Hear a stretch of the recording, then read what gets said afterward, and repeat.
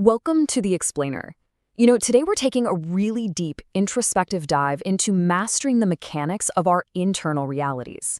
We're going to be unpacking some truly fascinating source material that breaks down the precise architecture of how our internal frequencies actually shape our external world. Because look, it's not just about positive thinking. We're talking about the raw, nuts and bolts mechanics of manifestation. Okay, let's dive right into this because, honestly, this is a frustration I think almost every single one of us has experienced at some point. You've got a goal, you put in the sweat, the tears, you can literally taste the finish line. You are 99% of the way there, and then suddenly the whole thing just completely falls apart. Why does that happen? Well, according to the source material, the answer lies in something called momentum. Building momentum is how we manifest realities, but keeping that momentum going, especially right at the better end, requires a very specific internal blueprint. Let's kick things off with Section 1, the engine, momentum and the mirror law. To figure out how to actually cross that finish line, we first have to look at the chronological lifespan of a goal. It all starts with your internal frequency. That's the engine of creation, right there.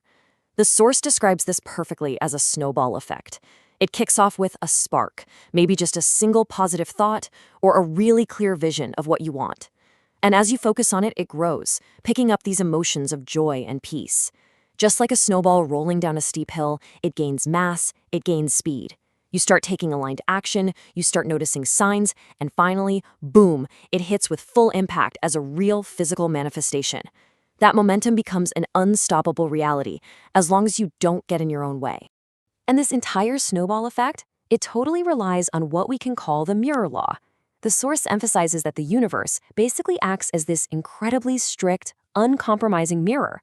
It doesn't necessarily reflect what you say you want. It reflects your internal feelings, your deep feelings of joy and peace. A positive internal frequency just naturally attracts the right people, the right ideas, the right opportunities. But flip that around. If your internal frequency shifts to fear or doubt, the mirror is going to immediately reflect that back to you, bringing you the exact opposite of what you actually want. Moving right along to Section 2. The brakes, saboteurs of the snowball. Building up all that incredible speed is thrilling, sure, but it's really only half the equation, because just as fast as you can build momentum, you can absolutely smash it to pieces. The internal brakes are those nasty disruptors we accidentally slam on just when things are getting really good. Now, what's really interesting here is how clearly the source pinpoints the absolute worst saboteur of all. It's not external obstacles like we usually think, it's guilt and it's self-blame. When we make a mistake, falling into this spiral of self-punishment instantly kills our positive momentum. The source notes that focusing on a mistake drags up old memories of past mistakes, and it shifts your entire frequency into a negative snowball. And that, of course, eventually manifests as more bad luck and poor decisions. So, how do we handle slipping up without slamming on the brakes? The source material offers a brilliant analogy from the world of elite sports. Picture a world-class soccer player missing a massive game-deciding penalty kick in the World Cup final. It happens, right? Mistakes are completely natural. But the truly elite minds, they don't wallow. They acknowledge the mistake as a plain fact, they forgive themselves instantly, and they immediately refocus to stay in the flow of success. If you linger on the guilt, you lose your momentum entirely. Another massive saboteur is the outside world.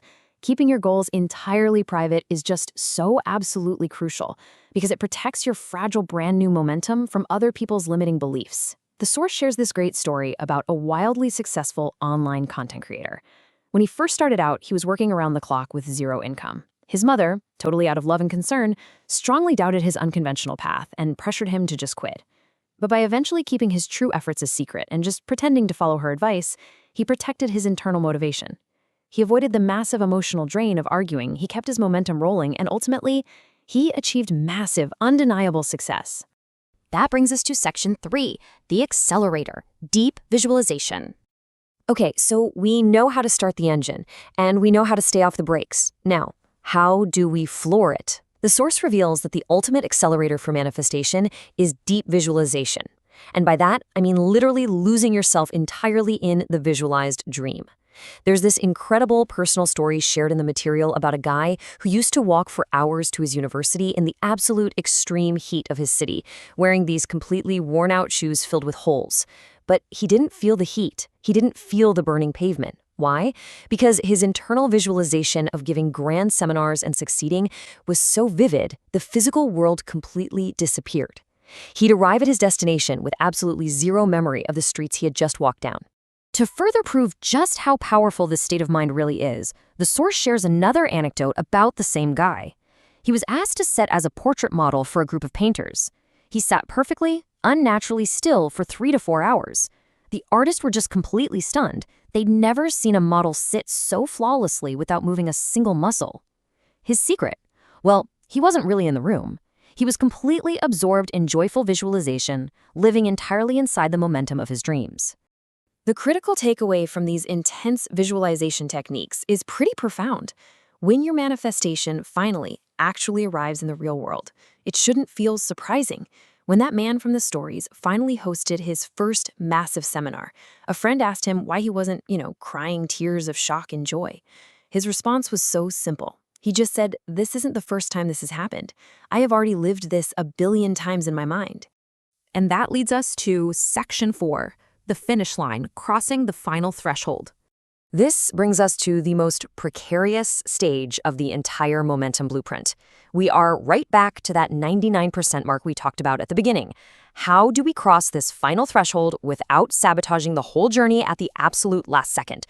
Well, we have to look at the difference between the 99% trap and the 100% threshold.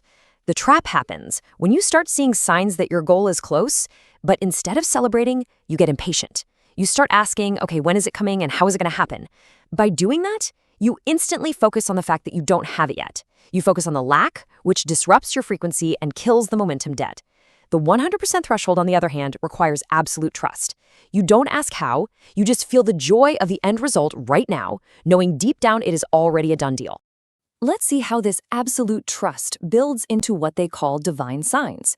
As you hold on to that 100% unwavering trust, the universe is going to start sending you unexpected, absolute confirmations that your internal momentum is aligning with physical reality.